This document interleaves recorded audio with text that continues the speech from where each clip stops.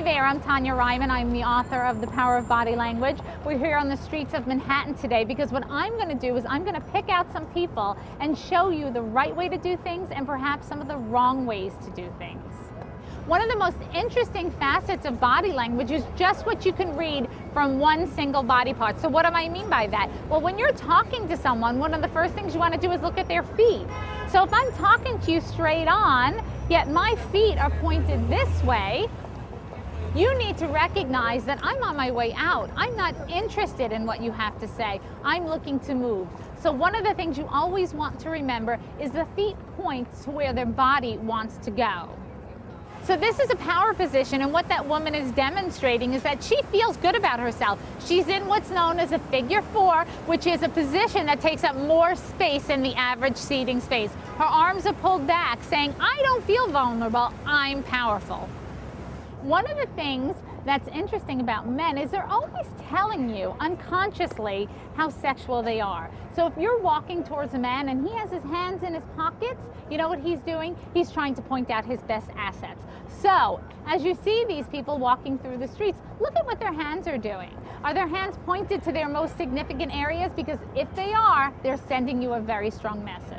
You know, it's funny, I get asked all the time, why is it that I have to work so much harder to get a man's attention than they do to get my attention? Well, the truth is that women are much better at picking up body language clues than men are. For an example, if I'm trying to flirt with a man, I need to make eye contact with him 3 times to let him know that I'm really interested in him. So one of the things you could do as a woman is you can make eye contact, look down, look back up, look down again, and finally that 3rd time of making eye contact with that man, he's gonna get the hint.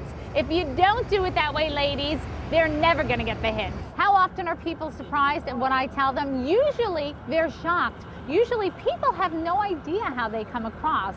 And the interesting thing is, once you point out a simple clue to them, they suddenly go, oh my goodness, it's as if they had their aha moment. And their aha moment can change them forever.